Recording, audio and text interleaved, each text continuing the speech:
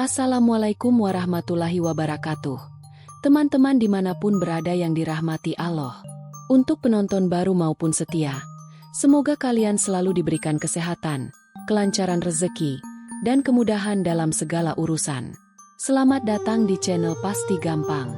Hari ini, saya akan membagikan sebuah kisah menarik tentang seorang PNS di Jawa Timur yang menerima azab mengerikan setelah mengambil uang bantuan masjid saat bulan Ramadan. Apa yang terjadi padanya benar-benar membuat bulu kuduk merinding. Sebelum kita mulai, jangan lupa tuliskan komentar selawat kepada Nabi Muhammad SAW agar kelak menjadi saksi untuk mendapatkan syafaat di akhirat. Jangan lupa juga untuk klik like, subscribe, dan nyalakan lonceng notifikasi agar dakwah Islam semakin tersebar luas dan menjadi amal jariah bagi kita semua. Sekarang, mari kita mulai kisahnya. Langit di atas Jawa Timur malam itu tampak mendung, seakan menyembunyikan sesuatu. Di sebuah ruangan kantor pemerintahan yang megah, seorang pria duduk di balik meja besar. Namanya Suwandi, seorang pegawai negeri sipil yang dikenal dengan gaya hidup mewahnya. Di hadapannya, setumpuk uang tunai tergeletak di atas meja. Uang itu bukan miliknya, melainkan dana bantuan untuk pembangunan masjid di daerahnya. Suwandi menghela napas panjang, lalu tersenyum sinis. "Ah, siapa yang tahu kalau aku ambil sebagian?" gumamnya pelan. Tangannya mulai meraih beberapa lembar uang dan memasukkannya ke dalam laci meja. Di luar ruangan, angin berhembus kencang, seolah memberi peringatan. Suwandi menutup laci dengan cepat. Matanya berkilat penuh keserakahan. Hanya sedikit saja, toh masjid itu tetap bisa dibangun. Pikirnya mencoba menenangkan diri. Namun, dalam hatinya ia tahu apa yang ia lakukan adalah dosa besar. Ia meraih ponsel dan mulai memesan barang-barang mahal dengan uang yang baru saja ia ambil. Jam tangan emas, sepatu kulit impor, dan parfum mewah kini masuk dalam daftar belanjanya. Di luar, suara adzan Isya berkumandang. Namun Suwandi tak menggubrisnya. Ia justru membuka sebotol minuman mahal dan meneguknya perlahan. Tiba-tiba, lampu di ruangan itu berkedip sebentar sebelum padam seketika. Jantung Suwandi berdegup kencang, bulu kuduknya meremang. Suasana menjadi mencekam, seolah ada sesuatu yang mengawasinya dari kegelapan. Setelah beberapa saat, listrik kembali menyala dengan sendirinya. Suwandi menghela napas lega, lalu melanjutkan pekerjaannya. Namun, tak lama kemudian, ia mendengar sesuatu. Sebuah suara berat dan dalam berbisik tepat di telinganya. "Suwandi, kembalikan yang bukan hakmu." Suwandi tersentak dan melihat sekeliling. Namun tak ada siapapun di sana. Ia berdiri, mengusap wajahnya yang mulai berkeringat. "Mungkin aku hanya lelah," gumamnya sambil menenangkan diri. Tapi saat ia menoleh ke jendela, bayangan hitam besar terlihat berdiri di kejauhan. Bayangan itu tampak seperti seekor babi. Namun matanya menyala merah. Malam itu, Suwandi pulang ke rumah dengan perasaan gelisah. Ia mencoba mengabaikan kejadian di kantor dan langsung merebahkan diri di tempat tidur. Namun, saat ia memejamkan mata, mimpi buruk mulai menyelimutinya. Dalam mimpinya, ia berdiri di sebuah masjid yang megah. Namun tak ada siapapun di sana. Ia berjalan ke dalam, namun langkah kakinya terasa berat. Tiba-tiba, suara adzan menggema keras, membuat tubuhnya bergetar ketakutan. Saat ia menoleh ke belakang, ia melihat bayangan hitam mendekatinya dengan cepat. Bayangan itu kini terlihat jelas, seekor babi besar dengan gigi tajam dan mata membara. Suwandi mencoba lari, tapi kakinya seolah tertanam di tanah. Babi itu membuka mulutnya, lalu mengeluarkan suara menyeramkan. Suwandi terbangun dengan napas tersengal dan tubuh basah oleh keringat dingin. "Apa-apaan mimpi itu?" katanya sambil mengusap wajahnya. Ia menoleh ke jam dinding, sudah pukul 4.30 pagi.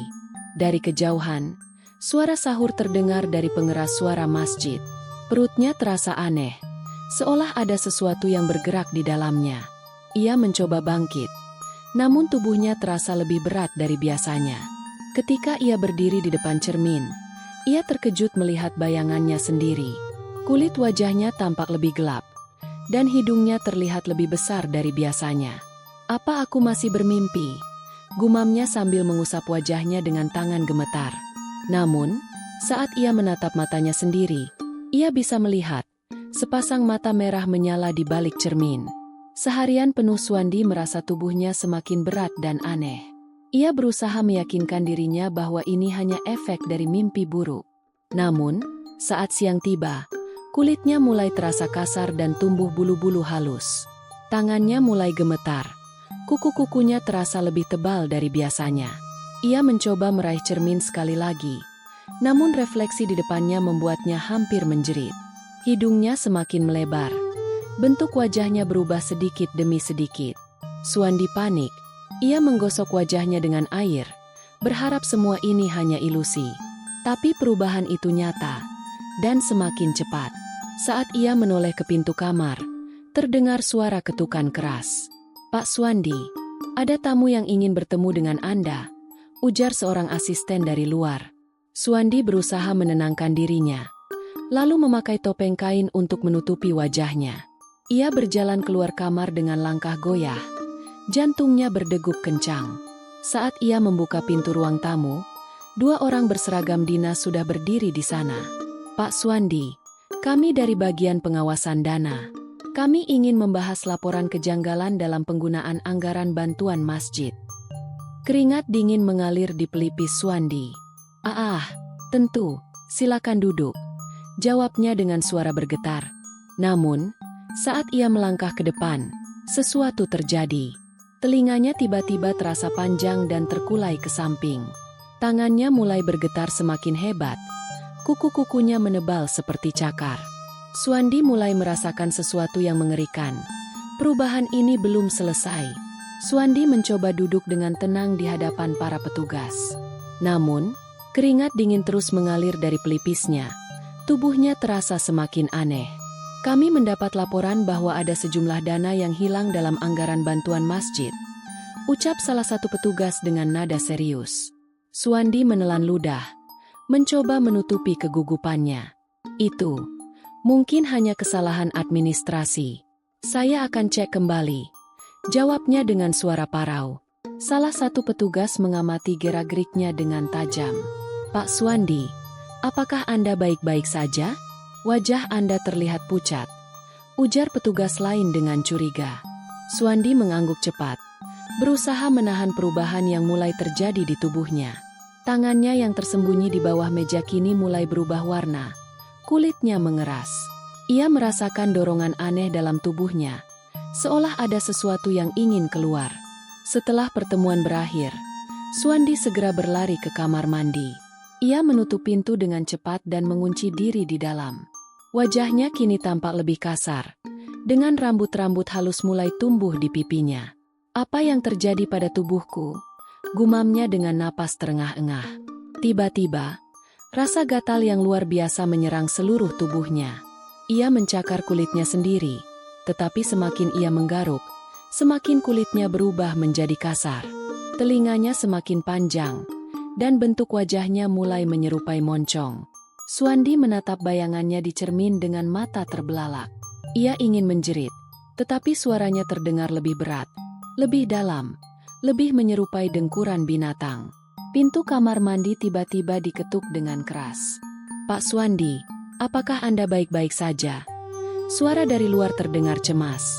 Suwandi menutup mulutnya dengan kedua tangan, mencoba menahan suara aneh yang keluar dari tenggorokannya.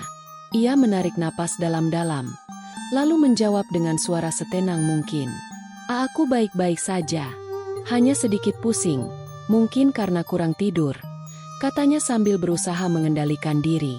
Suara langkah kaki menjauh, memberikan sedikit kelegaan bagi Suwandi. Namun, tubuhnya masih terus mengalami perubahan. Tangannya kini tidak lagi menyerupai tangan manusia, melainkan kaki binatang. Ia berjalan dengan langkah goyah, merasa tubuhnya semakin berat. Pandangannya mulai berubah. Dunia di sekelilingnya terlihat lebih kabur. Ia merasa seolah-olah bukan lagi manusia, tetapi sesuatu yang lain. Malam itu, Suwandi tidak bisa tidur. Ia duduk di sudut kamar, tubuhnya gemetar ketakutan. Setiap kali ia melihat ke cermin, yang ia lihat bukanlah dirinya, Tetapi seekor babi hitam dengan mata merah menyala. Suara dengkuran samar terdengar dari sudut kamar, meskipun ia sendirian. Kembalikan, kembalikan yang bukan milikmu. Bisikan itu terdengar di telinganya. Suandi menutup telinganya, mencoba mengabaikan suara mengerikan itu. Tidak, ini hanya halusinasi. Aku masih manusia, teriaknya dalam hati. Namun, semakin ia mencoba mengingkari, semakin kuat suara itu menghantui pikirannya. Suara itu kini berubah menjadi tawa mengerikan, menggema di seluruh ruangan. Suandi merasa seperti ada sesuatu yang akan mengambil alih dirinya. Keesokan harinya, para pegawai kantor mulai melihat keanehan pada Suandi. Kenapa jalannya aneh begitu? Bisik seorang pegawai kepada rekannya. Wajahnya juga terlihat berbeda. Lebih gelap, lebih kasar. Ujar yang lain dengan nada penasaran. Suandi hanya bisa menunduk, berusaha menghindari tatapan mereka. Ia merasa tubuhnya semakin sulit dikendalikan. Tangannya kini benar-benar menyerupai kaki babi, meskipun ia masih berusaha menyembunyikannya dengan pakaian panjang. Setiap langkah yang ia ambil terasa lebih berat, seolah tubuhnya semakin mendekati bentuk aslinya. Pak Suandi, Anda tidak terlihat sehat. Mungkin sebaiknya pulang dan beristirahat, kata seorang atasan dengan nada prihatin. Suandi mengangguk cepat, lalu segera meninggalkan kantor sebelum seseorang menyadari perubahan mengerikan dalam dirinya. Namun, saat ia keluar dari gedung, sesuatu yang lebih buruk menantinya. Di luar kantor, angin bertiup lebih kencang dari biasanya. Suandi berjalan cepat menuju mobilnya, tetapi langkah kakinya terasa semakin aneh. Ia merasakan tubuhnya semakin membungkuk, sulit untuk berjalan tegak. Pandangan orang-orang di jalan mulai tertuju padanya. Siapa itu? Kenapa jalannya seperti binatang? Gumam seseorang. Suandi mulai panik. Ia menutupi wajahnya dengan jaket dan mempercepat langkahnya. Namun, setiap langkahnya kini mengeluarkan suara aneh, seperti suara kuku binatang menghantam aspal. Ia membuka pintu mobil dengan tergesa-gesa, lalu masuk dan menutupnya dengan keras. Saat melihat refleksi di kaca spion, ia nyaris berteriak. Wajahnya sudah bukan lagi wajah manusia, tetapi wajah seekor babi. Suandi menggigil ketakutan di dalam mobilnya. Ia menatap refleksinya dengan mata membelalak, tak percaya dengan apa yang terjadi. Telinganya kini besar dan panjang, hidungnya melebar dengan moncong yang jelas. Tidak, ini tidak mungkin. Ini hanya mimpi, katanya. Suaranya kini terdengar seperti dengkuran babi. Namun, ketika ia menyentuh wajahnya, kulitnya benar-benar sudah berubah. Ia mencoba menghidupkan mesin mobil, tetapi tangannya sudah tidak lagi bisa menggenggam setir dengan benar. Jari-jarinya kini telah berubah menjadi kuku keras. Ia menoleh ke jendela dan melihat sekelompok orang mulai mendekatinya. "Hei! Siapa yang ada di dalam mobil itu? Wajahnya aneh sekali," teriak seseorang. Kerumunan mulai berkumpul, dan Suandi tahu bahwa rahasianya sudah tidak bisa disembunyikan lagi. Suandi merasa terjebak di dalam mobilnya, sementara orang-orang di luar mulai mengetuk jendela. "Siapa itu? Kenapa dia tidak keluar?" Seseorang bertanya dengan nada curiga.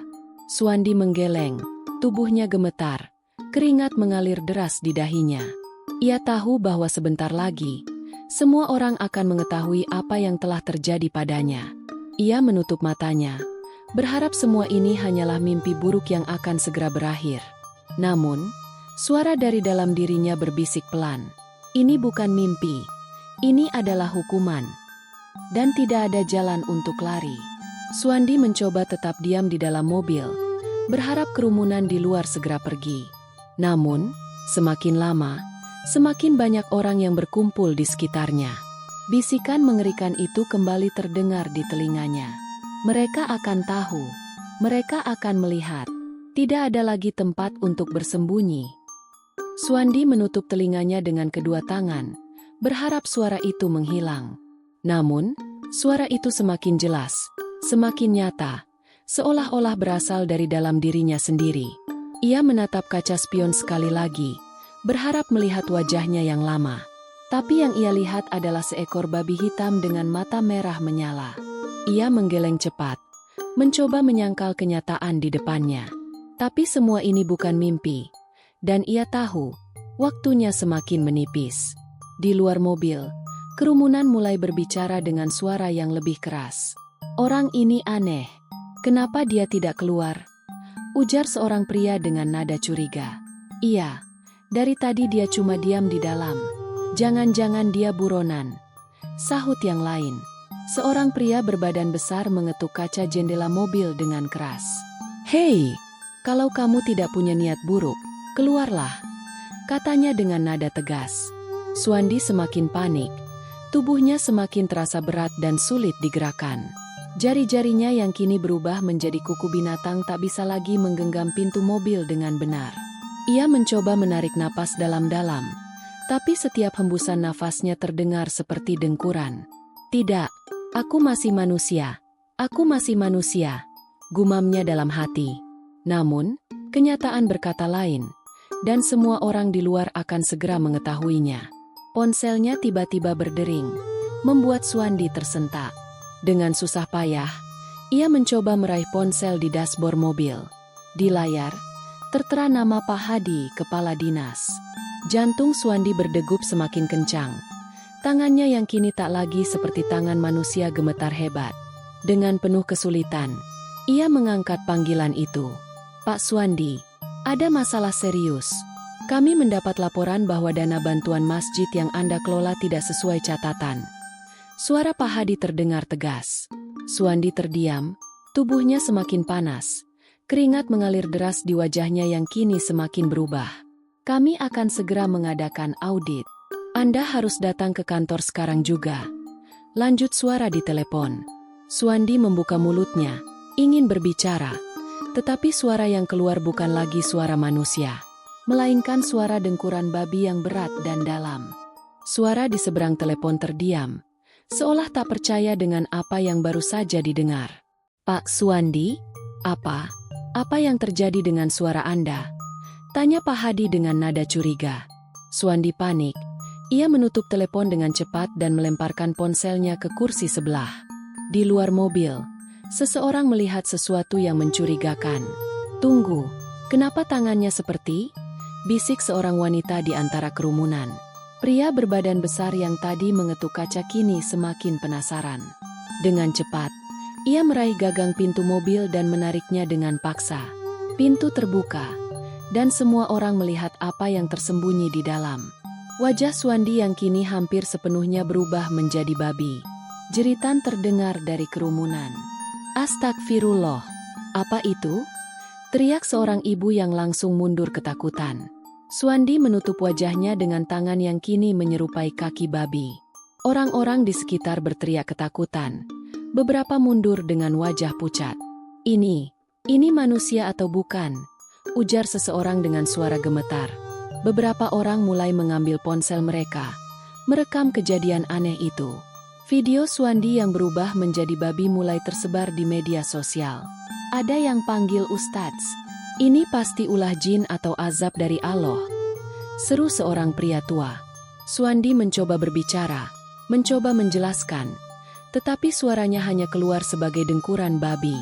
Tiba-tiba, kakinya terasa semakin lemah, dan tubuhnya jatuh ke jalanan dengan keras. Kini, tidak ada lagi yang bisa ia sembunyikan. Semua orang tahu. Kerumunan mulai mendekat. Beberapa orang menatap Suandi dengan jijik. Orang ini pasti melakukan dosa besar. Lihat apa yang terjadi padanya, seru seorang ibu dengan wajah ketakutan. Beberapa pria mulai mendekat dengan wajah marah. "Dia bukan manusia lagi. Ini hukuman dari Allah," ujar seseorang dengan nada tinggi. Seorang pria mendekati Suandi dengan tongkat kayu di tangannya. "Apakah kita harus mengusirnya dari sini?" Suandi ingin berteriak, ingin meminta pertolongan, tetapi ia tahu tidak ada yang akan percaya padanya sekarang. Dengan sekuat tenaga, Suandi berusaha bangkit dan berlari dari kerumunan. Tapi kakinya kini bukan lagi kaki manusia, melainkan kaki seekor babi yang pendek dan berat. Ia jatuh berkali-kali, membuat orang-orang semakin ketakutan. "Astagfirullah, dia benar-benar sudah berubah," teriak seseorang. Suandi merangkak dan berusaha masuk ke gang sempit untuk bersembunyi. Nafasnya tersengal, tubuhnya semakin terasa asing baginya. Di kejauhan, ia mendengar suara sirene polisi mendekat. Namanya sudah viral, dan kini seluruh kota tahu tentangnya. Dari balik gang, Suandi mengintip ke arah jalan utama. Beberapa polisi dan petugas dari dinas pemerintahan kini berdiri di lokasi kejadian. Mereka melihat rekaman dari ponsel warga, memperhatikan perubahan mengerikan yang dialami Suandi. "Kita harus menemukan orang ini, atau apapun dia sekarang," ujar salah satu polisi dengan nada serius. Suandi merapatkan tubuhnya ke dinding, jantungnya berdegup kencang. Ia kini bukan hanya diburu oleh warga, tetapi juga oleh pemerintah. Tidak ada lagi tempat yang aman baginya. Suandi menggigil di balik tumpukan sampah di gang sempit. Nafasnya tersengal, tubuhnya semakin sulit digerakkan. Ia mendengar suara langkah kaki mendekat, suara warga yang masih mencari-carinya. Dia lari ke sini, cari di gang-gang sempit. Teriak seseorang dari kejauhan. Suandi menahan nafas, berharap mereka tidak menemukannya. Namun, tubuhnya semakin berat, semakin sulit untuk bergerak. Ia menoleh ke belakang dan melihat bayangannya sendiri di genangan air kotor. Yang ia lihat bukan lagi manusia, melainkan seekor babi hitam yang gemetar ketakutan. Matanya merah, moncongnya semakin panjang, tubuhnya penuh bulu kasar. Ia ingin menolak kenyataan ini, tetapi tidak ada lagi yang bisa disangkal. Bisikan di dalam kepalanya semakin jelas, semakin kuat. "Kembalikan, kembalikan yang bukan hakmu." Suara itu terdengar berat dan dingin.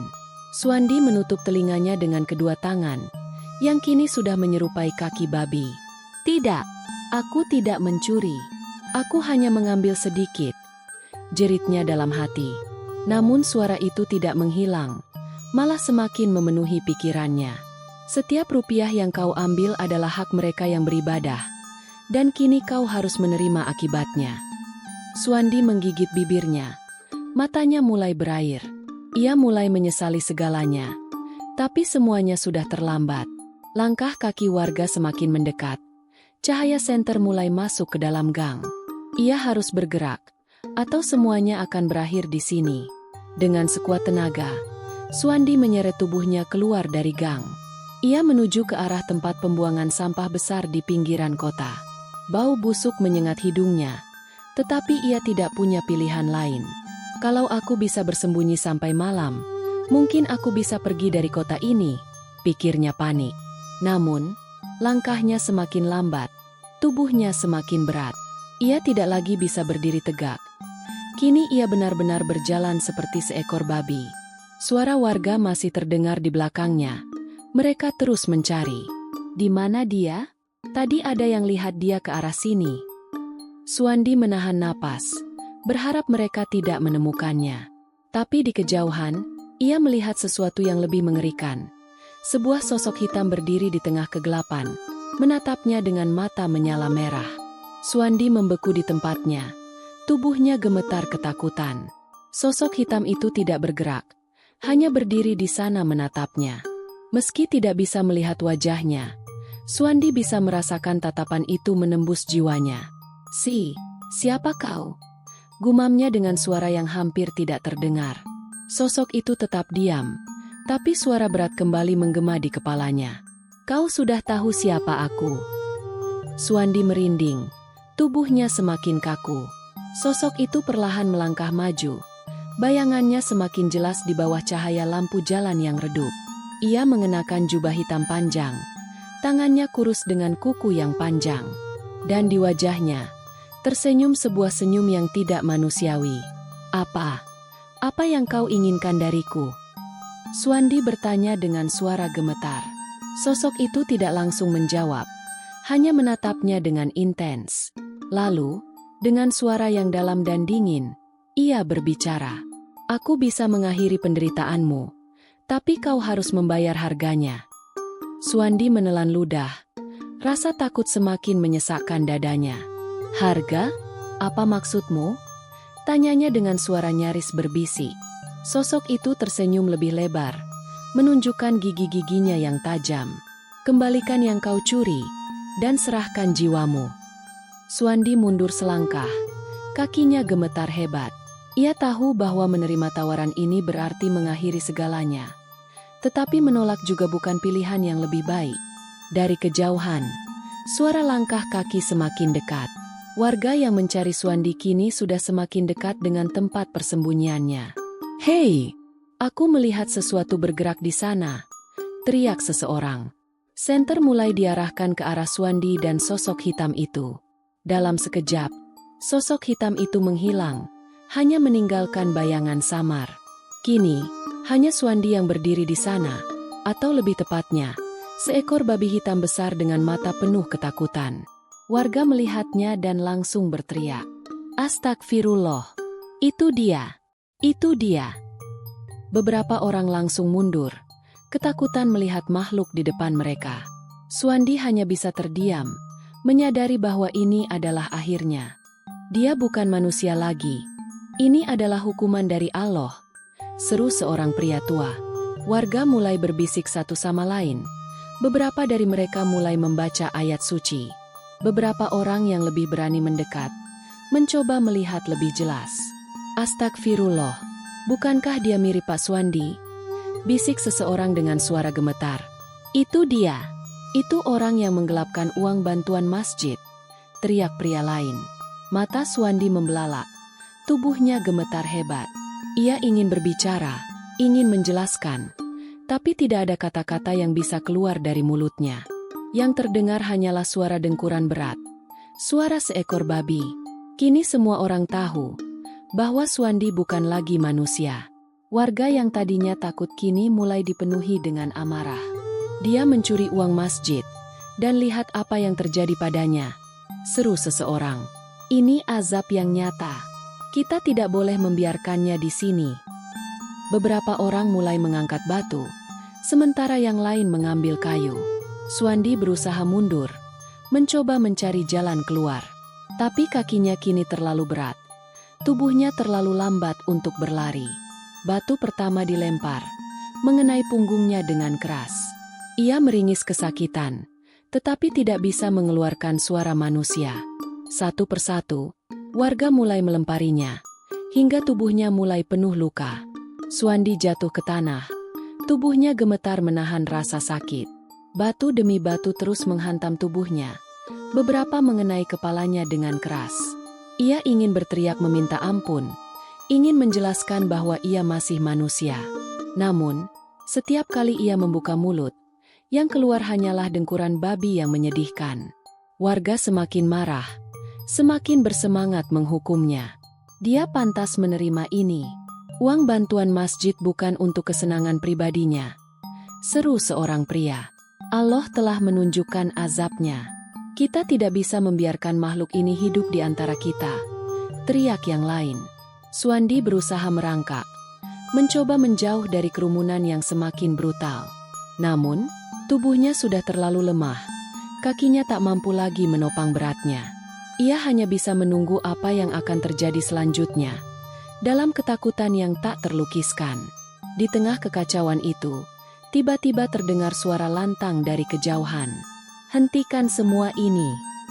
Warga terdiam, menoleh ke arah suara tersebut. Seorang lelaki tua berpakaian sederhana berjalan mendekat. Ia adalah Ustadz Rahman, imam masjid yang dihormati di kota itu.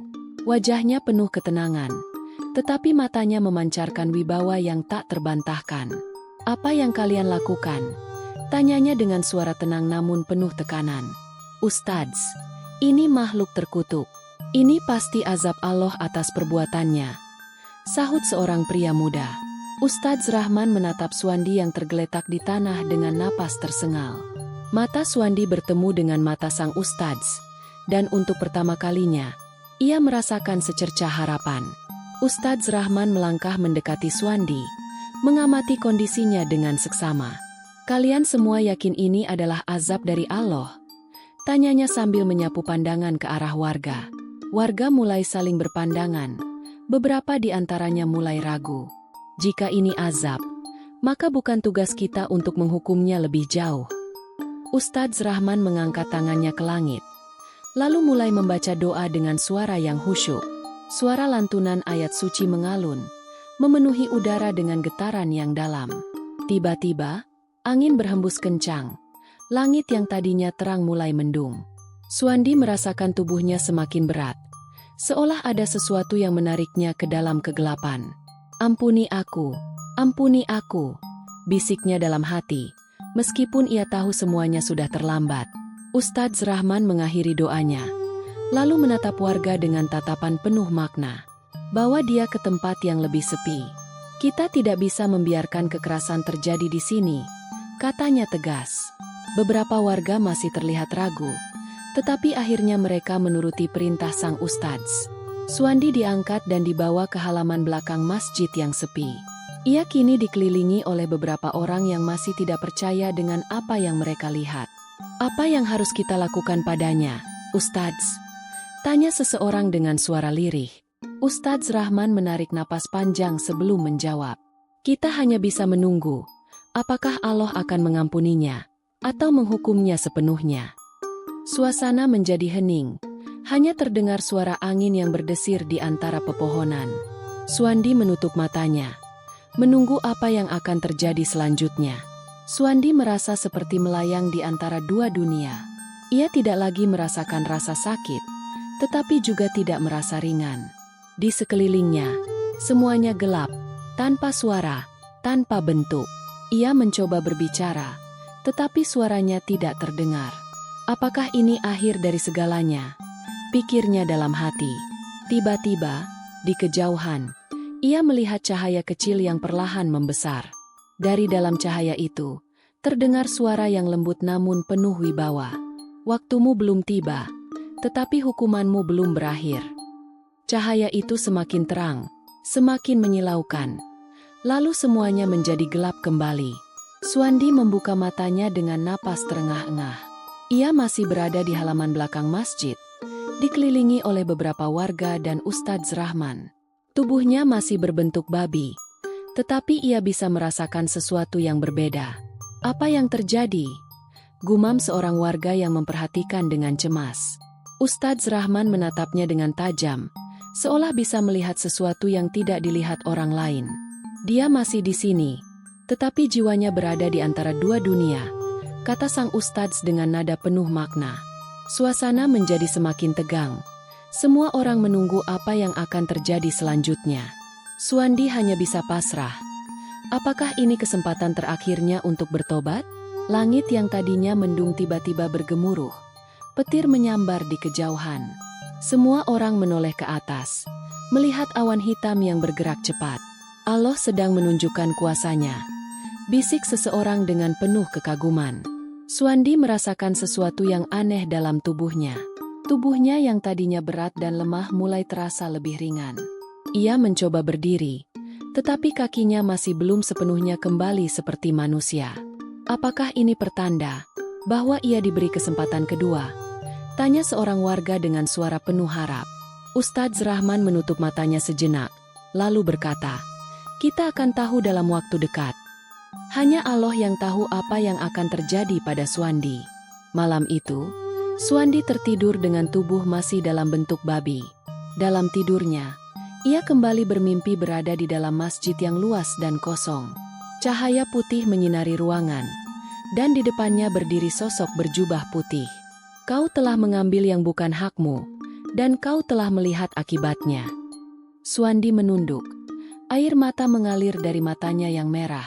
"Apa aku masih bisa diampuni?" tanyanya dengan suara bergetar. Sosok itu tidak menjawab, hanya mengulurkan tangan.